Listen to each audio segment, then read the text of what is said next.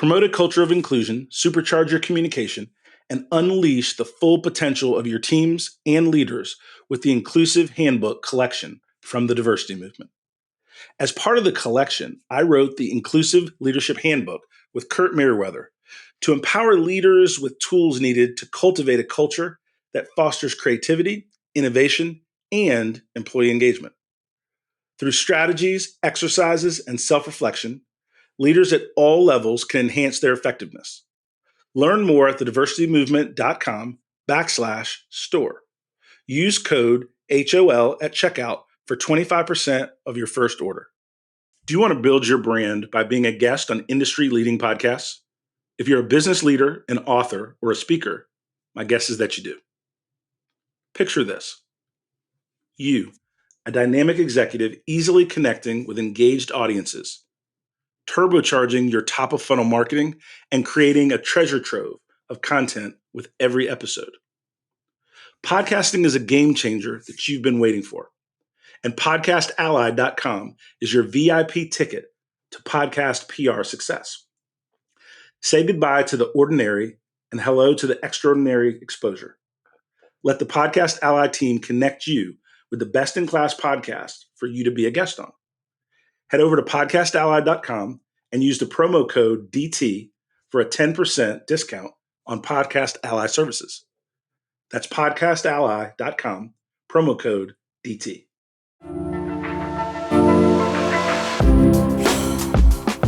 Welcome to High Octane Leadership with Donald Thompson. This season, we're diving deeper with more solo episodes, where I'll share the experiences that have led to recognition by EY, Forbes, Fast Company, and others. Not as a boast, but as milestones on my entrepreneurial path. From growing multi-million-dollar firms to successful business exits and building high-performance teams with a global perspective. I'll reveal the insights and strategies from my journey and share them with you so that we can win together. Alongside these solo episodes, we'll have industry visionaries and thought leaders who will explore effective leadership. Ready to empower your leadership journey with real success stories? Let's embark on this transformational journey together.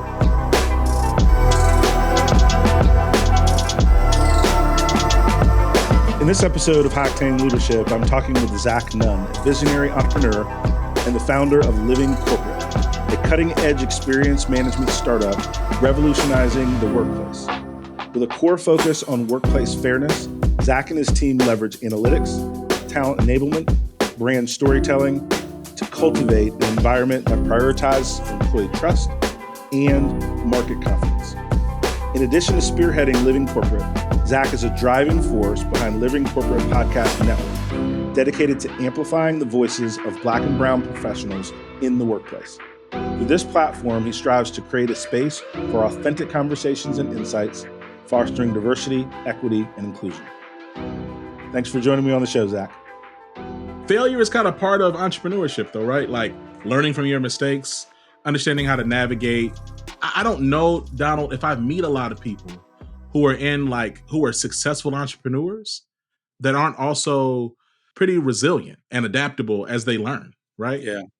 And I think, we talk about entrepreneur growing your business, but we both, and I still do to a degree, I'm the CEO of a firm that was just acquired. So I work for a $100 million business, and then I do advisory and different things on the side. So there's elements where we're really talking about is the resilience of high achievers, right? And that's whether you're an entrepreneur, that's whether you're making your way in a corporation, that's whether you're building a law firm. There's a high achievement mentality that has to give better understanding and space, right? Not just the act of not hitting a mark or failing, but how do you deal with that? How do you learn from it? How do you keep it in perspective, right? Because we're all human, right? We've told people that we got these big dreams and they say, well, how's that project going? Like, right?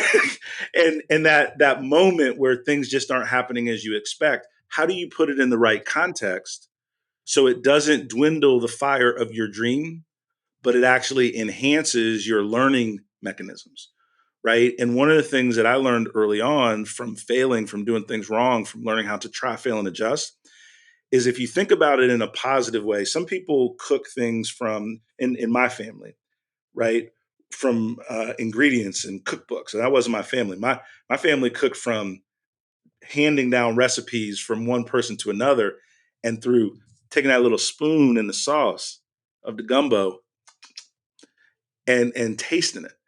And that means that you're constantly iterating to get to what excellence looks like, feels like, and tastes like. And since most of us today grow up where we think there's some kind of prescription for success, you think you have to be exact too early in your process. And so, one of the things that I learned in starting businesses, failing businesses, growing and selling a few businesses is that the ability to learn while you're in motion is a critical element to being highly successful, because that means while you're doing, you're evaluating the process of what's working, and you're not just celebrating why you made the six-figure sale. You're not just saying or being motivated by why you were able to hire that top candidate. You're asking the question of, why did it work? Why did it fail? So now I can adjust my best practices, my mental model, my mindset to now repeat what works and then learn what doesn't work, but not allowing those moments of success or failure to become a personal self esteem issue, right? Because most people take so many hits based on each instance of their day, it's hard for them to run as fast as me in a business context. Because I have that right mental model of what failure is as a component to success, that means I don't allow setbacks to define who I am as an individual. I allow setbacks to be applied to the project. Does my new product idea deserve to be commercialized? Well, if nobody wants to pay me money for it, it doesn't deserve to be commercialized. That doesn't make me a bad person. That just means that idea wasn't financially viable. And being able to separate those things, I think, is really important as we help people grow their business maturity, so that you can chase your dreams, but you don't have to have your self image tied to every step that you make. And I think that's critical for emerging leaders. The unspoken piece there though is self-awareness and like understanding who you are, right? Which is, and so when we start having any conversations about using, especially when you use words like failure or persistence, it's also like, okay, yo, who are you though? Like doing that self work so that you can understand, and so you don't get yourself lost, you don't lose your identity or have it get mushed into whatever project you're working on, whatever it is you're trying to do. Contextualizing also failure is important, right? So, you know, for me, when I think about okay, like what is failure? I think so oftentimes, because we're conditioned through the world of work to think about failure as failing, like it's not getting up, not achieving a metric or not doing a task. But that's not really failure. Like failure is more about understanding, one, what ultimate end goal impact are you trying to achieve, and if you achieved that ultimate impact or not, right? All these other things related to like the task and the tech you use, or like did you do this task, or did you achieve this metric in the what you wanted, like those are all inputs for sure, and it's not that they don't matter, but so oftentimes we contextualize it through the inputs and not as a culmination of said inputs, because there are some folks who actually end up really failing, Donald, even though they get all their inputs quote unquote right. Right? Oh, we achieved these metrics. Oh, hey, we got X amount of downloads, but no one knows about my business. Oh, we got so many visitors to our site. No one wants to buy the products on the site. Hey, I made sure I got up every morning and we wrote the social media. Nobody clicked the social media. So what's the ultimate impact that you're trying to achieve? Let that be your barometer for failure and success. I think like and I believe that whether or not you articulate it that way, I believe that's what I'm hearing in your initial point, because the reality is that you're able to pivot and adapt as things work or don't work all the time, because ultimately you're like, well, no, I'm trying to achieve this thing. Like for me, living corporate and like for my business, the ultimate impact I want is I want to create fair places to work. I want to support organizations and how they build market trust. I want to have work life blend with my family, right? I want to be able to, if I want to pause and stop and not do nothing, but sit down with my daughters, I want to be able to do that. Those are the impacts I'm trying to create. And as long as those impacts are happening, then hey, this social media post not going out on time, or this copy being a little bit off, or this person not executing how I wanted to be. Those are things that need to be addressed, and they'll be addressed, but they're not failures. Failures are like things, hey, it's like, hey, we really need to do a hard, real assessment as to like what is happening because I'm not achieving the ultimate impact I want. But all of that though, and like I give you, I'm gonna give you the floor back. It's like all of that requires a heavy degree of self coaching and self assessment, right? Because you need to first know and be clear on what you want your impacts to be. Otherwise, you end up chasing a bunch of meaningless activity, thinking that you're being successful. Yeah. I think as we unpack this, what you talked about earlier is those vanity metrics, right? In social media or content or different things versus the metrics that matter the most, right? Which is conversion, which is, did we make a sale? Did we further a partnership? One of the things that people do, and this is tough, right? Because let's just say you're building a presentation, right, for your leadership, right? And you're going to have 45 minutes to present to some very senior folks in your career, in your company. And you're getting ready for that presentation, you deliver the presentation, and you don't get the marks, the feedback that you were expecting, right? It just didn't go as well as you would like, right? Most people think of that as a failure versus a coaching opportunity and a growth opportunity, right? And because of that, here's what people tend to do. And I'll give you an example without name dropping, but in one of my companies, I was in a presentation. The team had worked for a good while in prepping for the meeting, and I didn't love it. I didn't love what I saw, and I gave I didn't love it.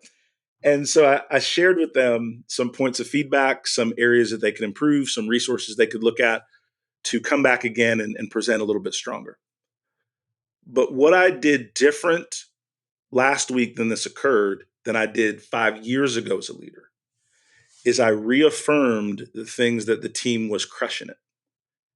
And I reaffirmed that this miss doesn't mean the work was a waste. It means it was a foundation and a first step to get us to excellence.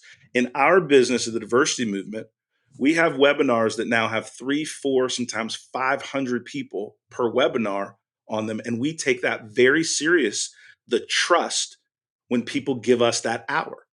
So when we're role playing internally about what we're going to present, those are pretty serious discussions about how we feel, how our research shows up, what is our data saying, right?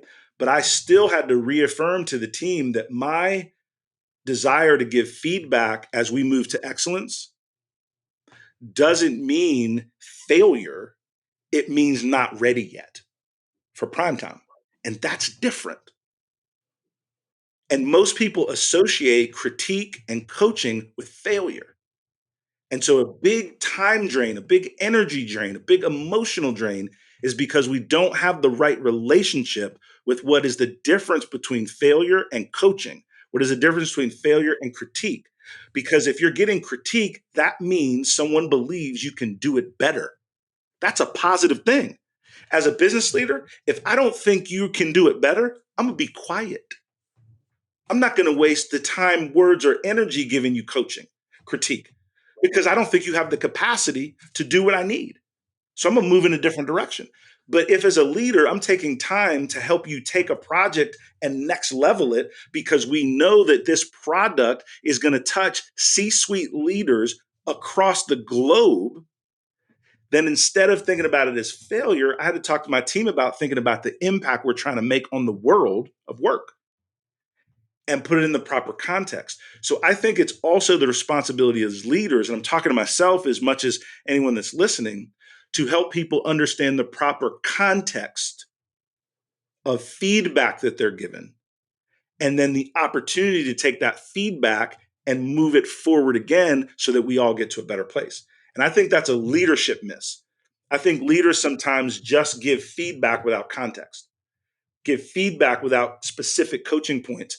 And I had to learn to evolve that. I sometimes thought being crisp and clear and fast was more effective. Well, not if 5 people leave a room disappointed, disillusioned, loss of hope. Isn't it better to take an additional 10 minutes to give the full context of what you're seeing? Yes, I didn't love this, this, and this, but here's why we're doing what we're doing. Here's the impact we're making.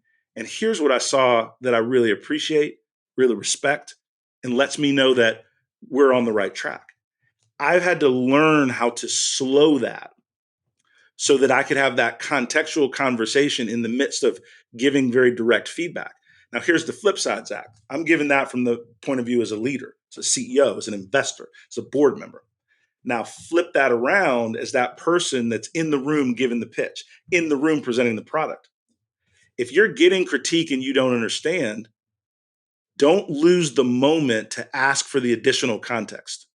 Don't lose the moment and not asking that leader, why do you feel like this is off the mark? What should I do differently? And here's the home run. When I prepare my next version, would you be willing to review it with me one-on-one before I go in front of the lights again? And now you're flipping that conversation into a way forward, not into a way that feels like there's no end. Man, there's so much there, right? One, I want to say providing that contextual feedback in the context of, hey, something missed the mark, all right, or we're not reaching the goals that we're looking for. To provide contextual feedback means that you need to be a contextual leader, right? So, like, if you don't actually understand the context within which you're leading and the bigger, more systemic picture, then you're not going to be able to provide that. That's right. That textual copy, right? And so that's like just personal homework, frankly, in my opinion, leadership 101, especially if you're talking about senior executive leadership. If I had a conversation with someone who worked at a firm, someone who I genuinely deeply respect, and we were talking about, I was looking for budget. Down. I was trying to, hey man, what's up? Let's see what's going on.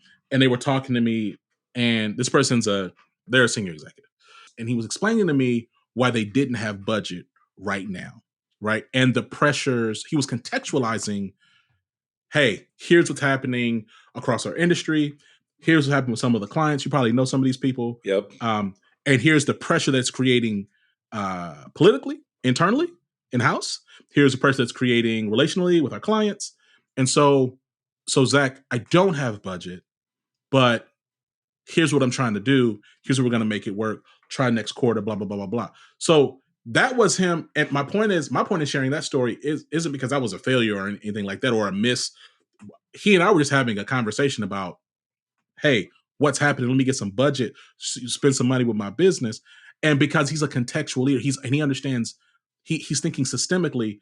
I would say he's a distant mentor of mine. So some of it was him giving me game, but also he just lives like that. So when he's talking to me like that, yes, part of that is part of who he is. I'm sorry, part of that is him being my mentor, but a large part of that, Donald, is that's just how he moves. So that's the world within which he exists. That's the language and the premise that he operates from. He's going to always think through, okay, well, no, here's the landscape. To say no would be minimalistic. Let me tell you what's going on. And so like that's important. And it's so interesting too, because I think so often, this is not a finger wag at leaders. At the same time, I'm like, man, maybe it is. Maybe I'm wagging my finger, but I don't know. The one, so often, right? We reject systems thinking. So what happens is you do a presentation in front of somebody, and because your team missed a bullet point or didn't conjugate a word the right way, or the color scheme was wrong, you end up communicating that they failed. When in reality, the core concept what they presented the thought leadership and the overall strategy was actually right. And so then they walk out thinking that they failed or that they missed something, when in reality is you probably need to go ahead and get like one of these little hourly offshore folks, respectfully, To tighten to it up. just edit everything, to tighten it up. Now let's go the other side. Let's go the other side, Donald. Then you got these people, but here's what happens. Like, when you don't contextualize success and failure properly, you have poorly contextualized teams who are now working and not actually making any type of impact. Zach, So what happens? Jack, let me jump in on that, because I want to stay on that same frequency with you. The other thing of not giving context is then you get your teams trying to make things perfect before they share it. And that's actually against collaboration and innovation, right? When most people need to share things earlier so all of the stakeholders can add their ideas and nuance to the project. And now you've really created something with diversity of thought. Now you've really created a collaborative engine. And so as leaders, we actually can minimize innovation by the way we coach. And that's something that I've really had to learn and sit with in my own walk as a leader and a team member. But I know I cut you off, but like that was an important frequency alignment, right? It was Yeah, exactly on what you were describing. I appreciate. First of all, this is octane leadership. Cut me off when you want to. I mean, I'm here at your pleasure. So so here's the thing. Like, so like you have it on this one side of like, okay, because you're not operating within like the system, within like as a systems thinker, as a leader. So then you're missing the mark on what's even being presented to you. And so then when you give bad feedback or you give out of decontextualized feedback, oh well, this little part when this, that, and the third, oh well, this activity, this metric isn't absolute. Well, then not only does your team exit that room, to your point, feeling disillusioned or frustrated or disappointed, but then you're also reinforcing the wrong type of thinking and work. That's right. So then let's flip the other way. So now you have a team. Let's say again, this is the consequence of not like being like not operating from a systems premise. So now you have a team and they come in and they do a bunch of work and it looks okay, right? But you ain't saying nothing. You didn't achieve anything. There's no strategy. It's just a bunch of slides or presentations or images that look cute. You say, "Oh, this is fire. This is great." Your team, that group of people walk out thinking they did something, Donald, right? Now they think they did something. It looked cute, but it ain't nothing. So then watch. So then that presentation goes up to the next level and the next level. And finally, someone who gets paid a lot of money goes, "Who did this?" Right. Now your ass in trouble. That's right. Hey, look, listen, that is so on point. Listen, that's why you want real feedback. Because at some point, your recommendation is going to be presented without you. And you want it to be able to stand on its own for real. The thing I will say to that is somebody looks at it and it's cute and they don't say anything and move it on. The other problem with that is most people are really, really bright. So if you give somebody false feedback, they're going to lose respect for you as a leader too. Because they knew it was cute with no content. Right. They knew it wasn't ready for prime time. And they're like, you know what? He don't really know what we're doing. Right. And so I think, what we're both saying in different words, but really same lane, is that feedback, collaboration, that innovative process needs to stand on its own and not be in the same bucket as failure or success. That's the work time, right? That's the knowledge work that we're doing, right? And that knowledge work is highly iterative. And we've got to reinforce that mindset. And so when we talk about like, and going back to this whole like to this broader understanding of just what success or failure is, being really disciplined. Like, be really disciplined in how you're defining success. Be disciplined in how you define failure. So that way, even on days, right? And I'll say this, right? As somebody who, look, mental health is important for my personal life. I'm neurodivergent. I can have really high days. I can have some really low days. And so being clear and disciplined and committed to yourself on, okay, here's what success means. Here's what failure means. Success for me is I don't have to worry about where I gotta eat. I got enough bread. If I need to sit still for years, I can. My family cares about me. And then, okay, now that's success for me. Now let's talk about success for my business. And it's important. You said it earlier. It's important to delineate yourself from the things that you do, right? Hmm. Because your business is gonna have very high soaring days, Yeah, and there's gonna be days when people don't think about your business at all. that's right. And so, like, what do you do in the meantime? You're going to exist like that. You're going to exist. You're going to exist with the ebbs and flows of your business. The economy is terrible right now. There's a lot of people's businesses right now that aren't doing that great. A lot of people, Donald, irrespective of what they how hard they starch their suits, are struggling just to keep their lights on. Does that mean that you're a bad person? Does that mean that you're diminished, or are there just challenges with the seasonality of work, right? With business. And so knowing and being clear with that is the first step. And then after that, like we talked about earlier, defining what success looks like for your business and what your ultimate impact is. Hopefully your ultimate impact isn't we want to make a ton of money. I would hope not, but everybody's different. I'm more mission driven. People have different philosophies on that. But it's really about being clear, right? Your company's success and what impact looks for like that for your company is not necessarily one to one with your personal success, what it looks like for you as an individual. That's right. And being clear with that, that's important. Yeah, I'm right there with you. I think one of the things that we talked about right at the top was that success and failure kind of differentiation, but also persistence, right? And that ability to be resilient, whatever word you want to use, but that ability to get up when you've been knocked down, right? And, throughout my career, I've had some times where I've been knocked down. I had some times where the future prospects just weren't looking amazing. And at those times, you have to decide if you're going to continue, right? Or if you're going to give up and give in. And the big thing that I did over my career is I made that choice, right, to continue to push. Did I learn? Did I pivot? Did I change? Oh, yeah, all those things. But did I continue to believe in self, right? And then figure out how to change my environment so I could get more productivity for myself. Sometimes it was me. Sometimes it was the environment. Sometimes it was if you don't really create that reflection, you just blame yourself for everything. And some things aren't within your control.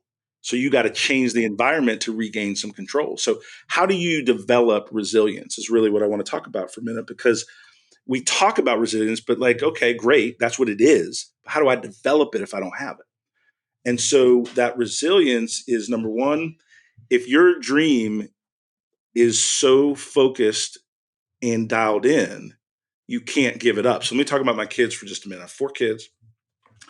And I didn't really think about like inheritance, different things. This is what I wanted for my 4 kids: to be able to pay for their education if they wanted to go to school, be able to help them with a down payment for their house, right? And then when they finish school, to buy them a car that would last them 6 to 7 years from when they graduated, so that they would graduate from college with no debt, no car payment, and be able to get into the home ownership game. Those were the 3 things I wanted to do for my kids. And so then when I was having a tough day, when I was having something that wasn't working my way, I was able to zone in on what I wanted my responsibility to be to set my kids up to go further faster, just like was done for me and my family. Right. And so you have to, in order to maintain and grow resilience, you have to have goals that are not just financial, to your point, but they tie themselves to people you don't want to let down. Your goals are aligned with people that you refuse to let down. Then you will find within you that next level of emotional toughness, that next level of commitment, that next level of energy to help you be resilient. The second thing when you think about resilience is that it's really, really important to know what you're good at. Maybe the reason you're not succeeding as far and as fast is you're doing something that doesn't really align with your skills and your passion and your purpose. So if you're in the wrong environment, it's hard to be successful.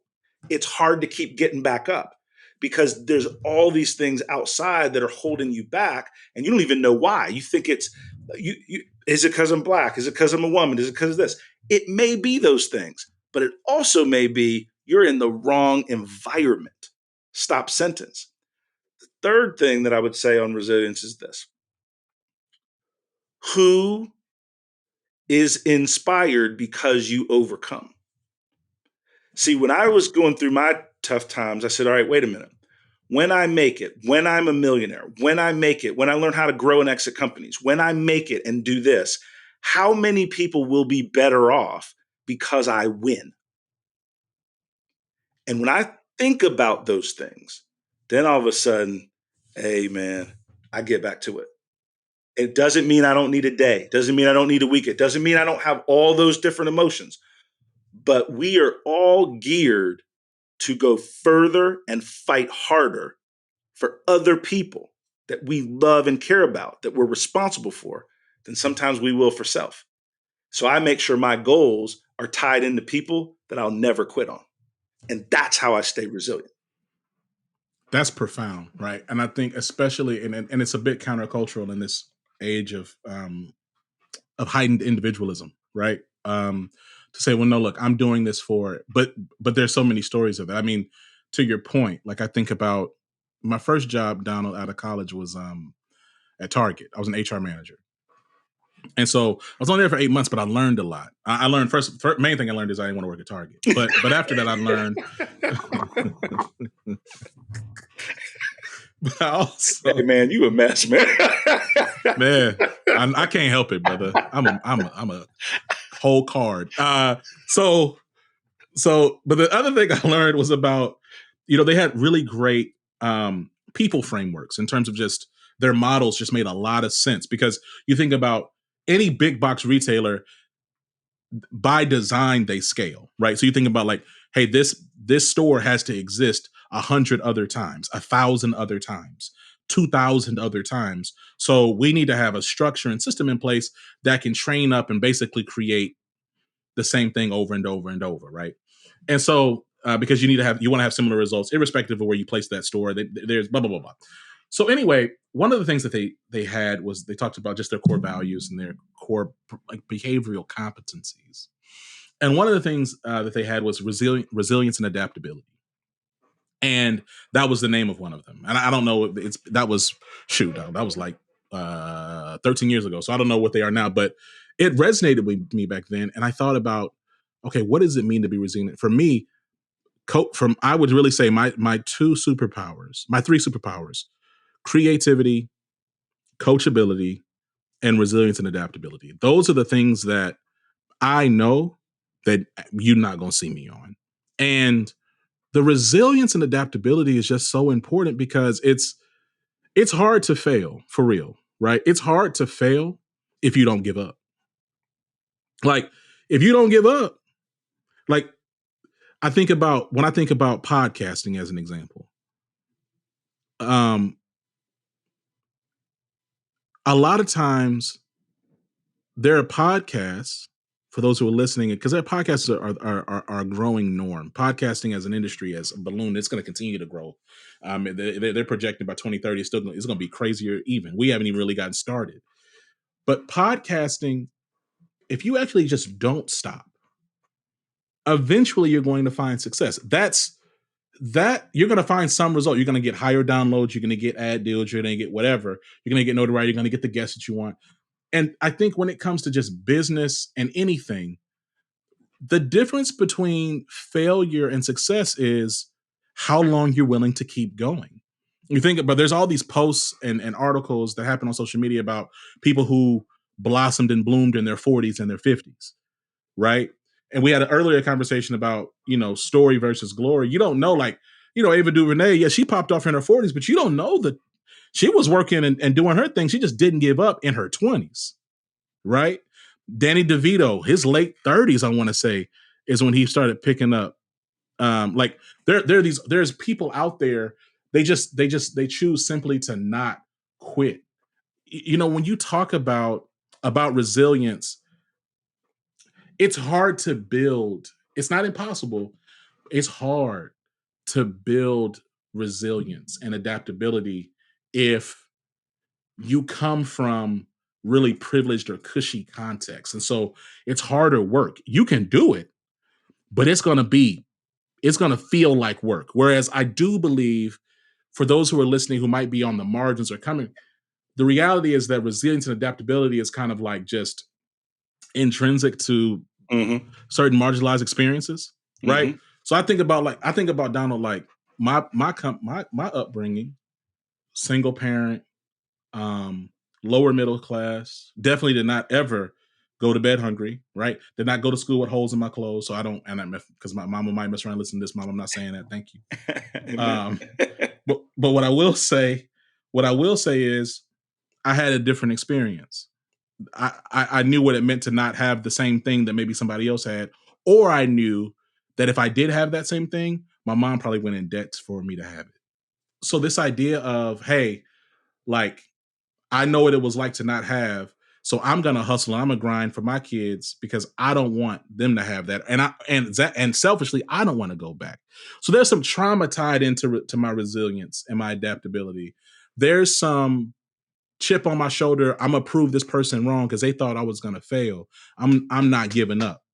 There's some so everybody's motor and fuel is different. I've been working, when it comes for me, is I think marriage and children have helped retool my engine, so to speak, Don, and change my fuel to be more of what you're discussing right now, right? Which is, hey, my stuff not gonna fail because I got these. I have two little girls. I have a wife. I have my mom. I have my dad, who all love me and depend on me for various things.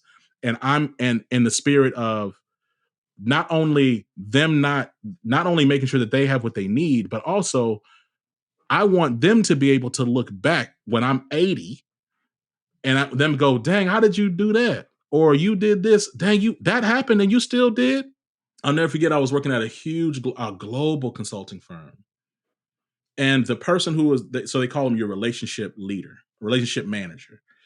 It's not like a typical org where it's like, okay, you got this person, right? So it's so matrix that you typically have somebody that's kind of responsible for you, and you kind of do what they tell you, and they help you find projects and blah blah blah. But ultimately, they have all the power. They have the power over you. They make and break your career. And I'll never forget. Got on the phone and they said, "Listen, I think that you're too focused on diversity, equity, inclusion. I don't see you having a future here, and I think you need to consider if you want, if you feel like you can be successful here." Now, of course, we have a conversation the other day about documentation and people trying to play you in your face. So I had a Amen. so I pulled out some documentation. I was like, first of all, I got all my performance reviews right here. I'm doing all the things you said I'm not doing. Here's like 20 other people that said I am doing it. I mean, what are you talking about? Don't play with me like that. But the point was, is that, but the point was, this person, he knew what I was going through. He knew I just had he knew that he knew what was happening, what was going on in my life. And he did that to me anyway. And so when I turned around and I had my documentation, for me in that moment, Donald, I said, oh, oh, you think I'm about to like die? Oh, you think I'm about to stop? Watch something. I got something for you. I'm gonna go even harder. I'm gonna make you look goofy. And then when I get what I need out of here, then I'm gonna quit. What's up? And I did that. But like that resilience, it has to come. I think that, again, like, depending on your context, you got to figure out what that fuel is for you and what is important. Because sometimes, like, what I realized, Donald, is, so I was talking to my wife about this, is like, I used to think it's like, okay, hey, you got to survive or you got to die. What you gonna do? But Donald, there's a lot of people who be like, I'm gonna die. Yeah. There's a lot of people. And I didn't know that. I assumed that everybody had this deep, visceral desire to like make it work and go get it. But everybody don't have that. I'm not speaking to, I'm not saying the people here listening to this don't have it. I'm just saying, like, if that's not in you, you got to figure out, I think your method of like connecting it to the people that you care about and not letting other people down and knowing who you are. And so that's some self-work and self-coaching you have to do. But you got to build that because it's hard, I think, to manufacture that. So you can build it brick by brick, piece by piece over time, right? I came out of college with a lot of that. I ain't gonna hold you, Don, I ain't gonna hold you. I came out of middle school with a lot of that because of just my own trauma. I came out with a lot of that. I probably had my power level back then was probably higher than a lot of executives are now because of just what I was going through, right? So it's important, like, if you know, and this is, again, this is more like a conversation between you and you. If you know you ain't really cut like that, then you gotta do the self work to build it up, because the more you have it, the more successful you will be on the back end. The more your returns are going to be, the more resilient you are. I firmly believe that. There are so many people who have $1 million ideas, but have like $2 resilience. You know what I'm saying? I do. And one of the things to extend on what you're saying is, if you don't have that level of backbone, for lack of a better way to describe it, you won't actually share your full ideas because you're fearful.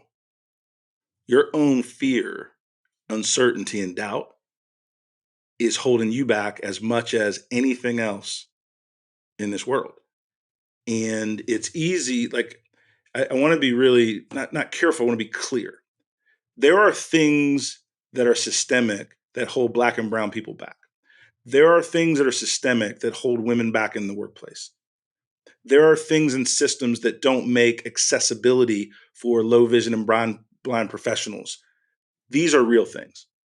What I'm talking about is the mental model and the mindset that we can control. And one of the things that's really important is understanding the environment you're in. And here's the real deal: you are trying to win in a world designed for you to fail. And that means you have to be stronger each day to push through that storm. And once you get to the blue sky, you realize it was within your capacity to do it. And now you can help other people understand their resilience and strength as well. It's an experiential thing, but if you believe that everyone has to change the way they treat you in order for you to feel comfortable, then you have to wait for somebody else to change for you to feel comfortable.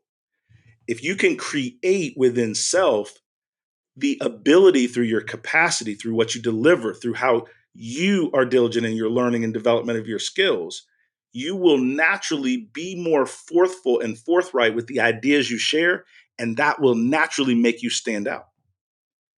The creation of fear is part of the hustle, right? Make you fearful, right, of critiquing something your boss did. Make you fearful of speaking in front of people in a meeting. Make you fearful of XYZ. All of a sudden, the person that's not fearful speaks up. They say the same thing you were thinking.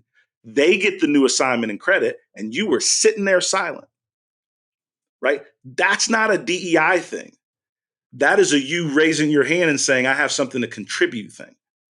And then creating an environment where that contribution is valuable.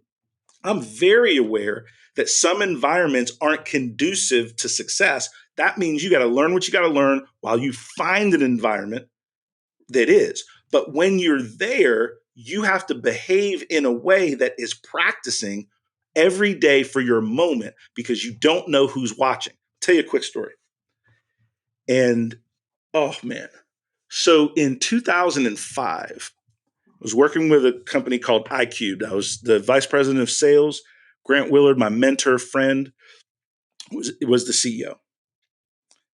At the end of 2005, Adobe Systems, multi-billion-dollar company, acquired the technology from our little bitty software startup.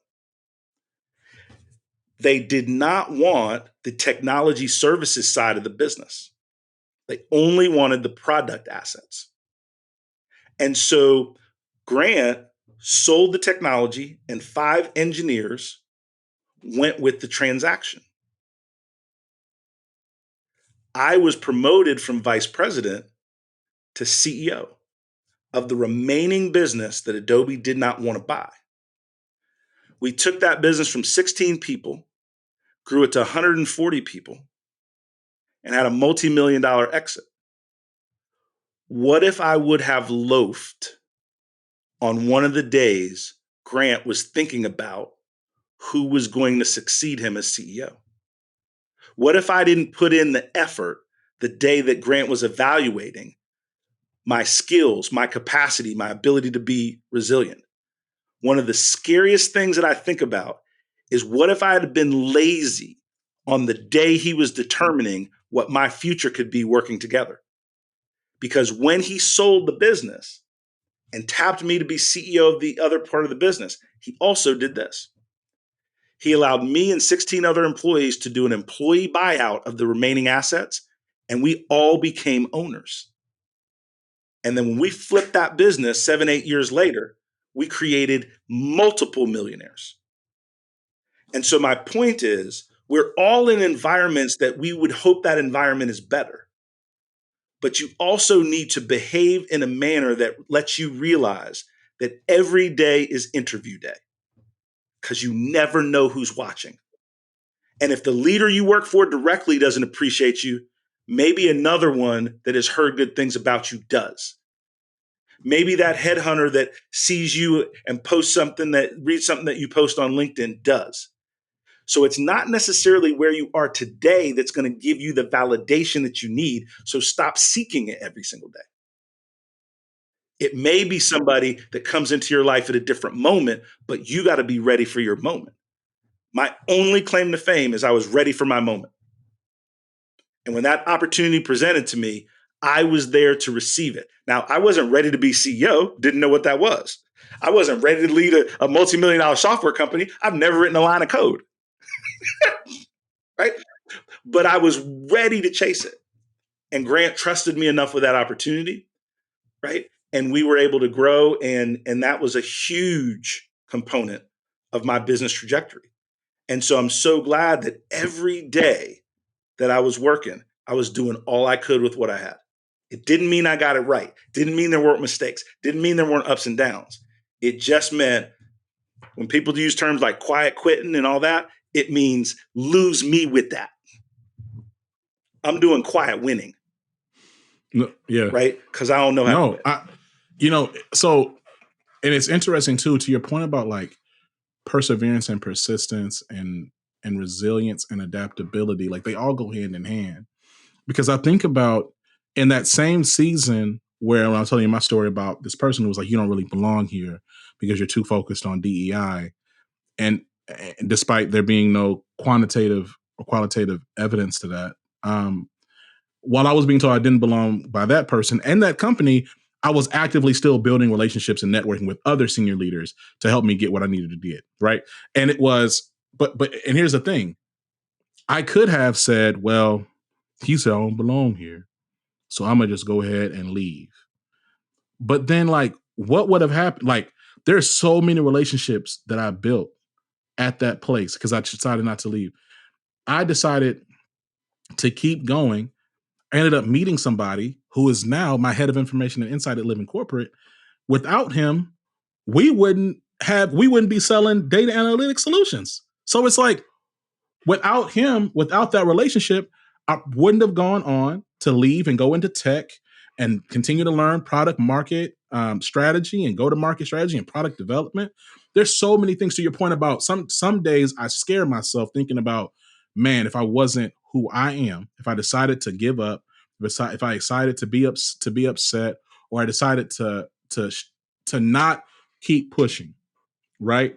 And I'll say this too, for the sake of this story, is what's funny about it is, Donald, I still took my paternity leave and took my mental health leave. I was gone for like 10 months with pay. You feel me? But I didn't quit. I collected. Hey, listen. I collected every check, Donald.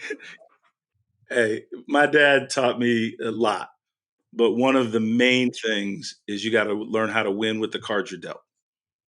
That the world is not fair because we hope it to be. You got to win with the cards you're dealt.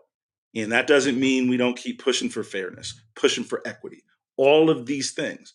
But while we're doing it, we got to win in the space of reality that we're in at this moment. And I will say this for us that are listening, this is, you know, it pains me to say this, and not because Democrat or Republican, because Trump's not a Republican.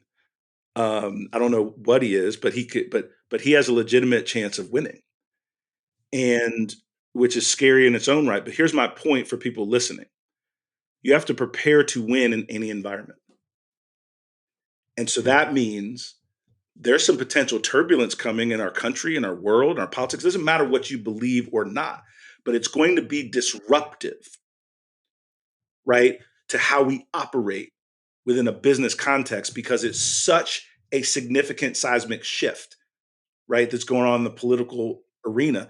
It's going to impact businesses.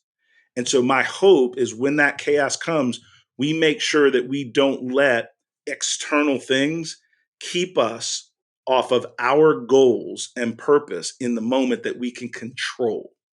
That's my point. Because there's going to be a lot of talk, there's going to be a lot of water coolers, there's going to be a lot of all of this stuff, right? But you got to keep focused and move, right, in a manner that helps you continue to move towards your goals, your dreams, your purpose, right? Because succeeding financially, succeeding corporately, succeeding business-wise is actually the only way you're going to amplify your influence. So don't get distracted. Man, that's a mic drop right there. You got it. Appreciate you, Donald. Man, thank you for having me on High Octane Leadership, brother. We got to make sure to have these. I want to come back. All right, so I'm gonna coordinate with your team. Your people will call my people. Well, I appreciate it. Well, you're welcome back anytime. And I'll say this, like, just sincerely, your drive, perseverance is an example of what I'm describing. And that's why it's so easy to talk with you about it, because you're living it, right? We're at different times in our season because of our age and different things. But like, I get what you're trying to do, which is build something transformational. And that makes us connected, right?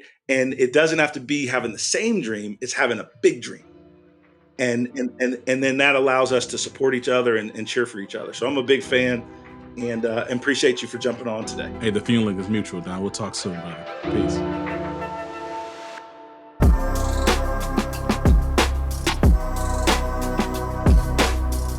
Thank you for joining us on High Octane Leadership with Donald Thompson.